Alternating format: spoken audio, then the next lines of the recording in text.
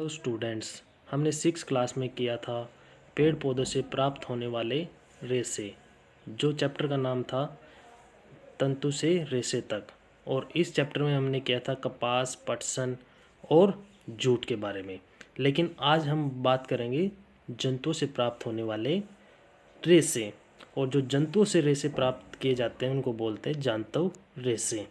आपको पता होगा कि जंतु से कौन कौन से रेशे प्राप्त किए जाते हैं। उनमें से सबसे फर्स्ट है या इम्पोर्टेंट है ऊन, और दूसरा है रेशम। ऊन से हमारे सर्दियों के कपड़े बनाए जाते हैं और रेशम से बनाई जाती है रेशम की साड़ी। और ऊन है जो वो जंतुओं के बालों से बनाई जाती है, और जो रेशम है वो रेशम के कीट के कोकून से प्राप्त होती है।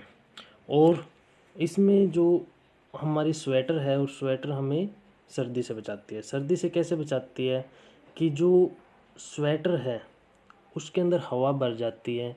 हवा भरने से क्या है, वो उस ऊर्जा की कुचालक हो जाती है, और ऊर्जा की कुचालक की वजह से वो ऊर्जा हमारी जो शरीर की ऊर्जा है उसको बाहर नहीं जाने देती, और जिससे हम अगले चैप्टर में पढ़ेंगे। तो अब हमारा है जांतव रेशे, ऊन और रेशम। सबसे पहले हम करेंगे ऊन। ऊन कहाँ से मिलता है हमें? भेड़, बकरी और कुछ अन्य जंतुओं से ऊन प्राप्त होती है। जैसे कि इस चित्र में दिखाया गया है कि जो ये भेड़ है ये बालों से ढकी हुई है। जब हम इसके बाल काट के इससे ऊन बनाते हैं, लेकिन इसको क्या है कि इसमें जो भेड़ है ये, इसमें दो तरह के बाल पाए जाते हैं। जैसे अगर आप अपने शरीर के बालों को चेक करोगे कि उसमें सर के बाल, हाथों के बाल और शरीर पे जो बाल हैं वो उनमें क्या अंतर है। जैसे कुछ मोटे होते हैं, कुछ रूखे होते हैं, कुछ मुलायम होते हैं। ऐसे ही भेड़ के अंदर भी दो तरह के बाल होते हैं। जैसे एक दाढ़ी के बाल रूखे हुए, और त्वचा के बाल मुलायम होते हैं, जिनको तंतुरूपी बाल ऊन कर्तनी के रूप में बनाए जाते हैं। तो भेड़ की कुछ ऐसी नस्लें हैं जो तंतु रूपी मुलायम बाल ही प्रदान करती हैं, लेकिन कुछ होते हैं जिसमें दोनों तरह के बाल उत्पन्न होते हैं। लेकिन जो वैज्ञानिक हैं वो क्या करते हैं कि उच्च गुणवत्ता वाली भेड़ों का प्रजनन करते हैं, जिससे कि सिर्फ मुलायम बाल ही बने।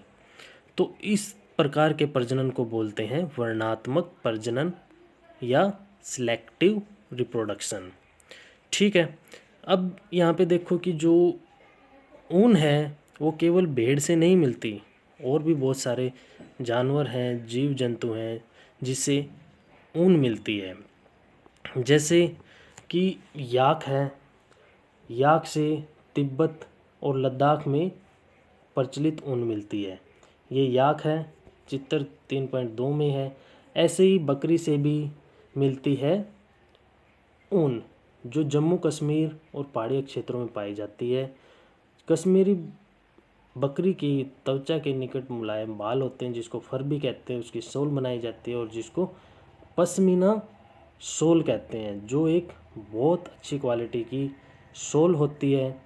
अब इसके बाद ऊँट भी कहीं कहीं पर ऊन बनाने में उपयोग में किया जाता है। ये ऊँट का चित्र है।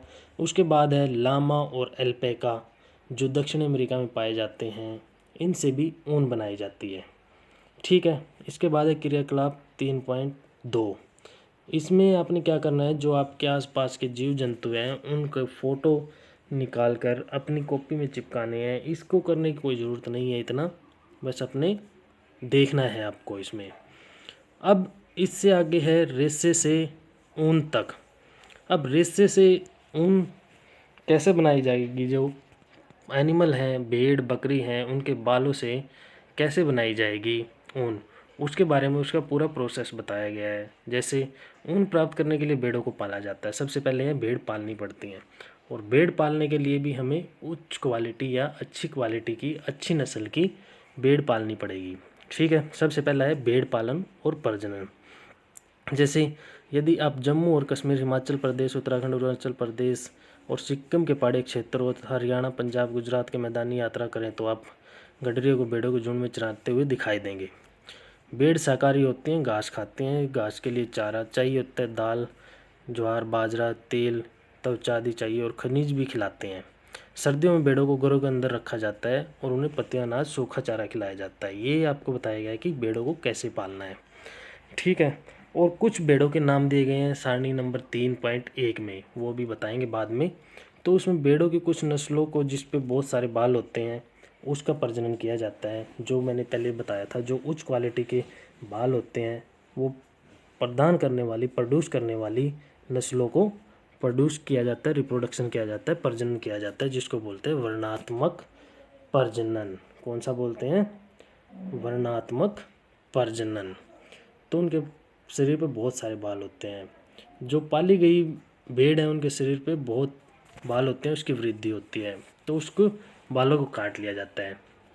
अब रेशे को ऊन से संसाधित करना स्वेटर तथा अथवा शॉल बनाने के लिए उपयोग की जाने वाली एक लंबी प्रक्रिया द्वारा उत्पाद होती है, जिसमें निम्नलिखित कई चरण होते हैं। इन चरण से पहले हम कर लेते हैं भेड़ों की कुछ भारतीय नस्लें। नस्ल का नाम है लोही, रामपुरबुशायर, नाली, बकरवाल, मारवाड़ी, पाटन वाली। ये सबसे अच्छी गुणवत्ता वाली है लोही, जो राजस्थान और पंजाब में मिलती हैं। अब उसके बाद हम करते हैं कि जो चरण है, चरण कितने हैं इसमें? दूसरा, उसके बाद तीसरा, चौथा, पांचवा, छठा, 6 चरणों में ऊन बनाई जाती है। ठीक है। इन 6 चरणों को हम कल करेंगे। ठीक है।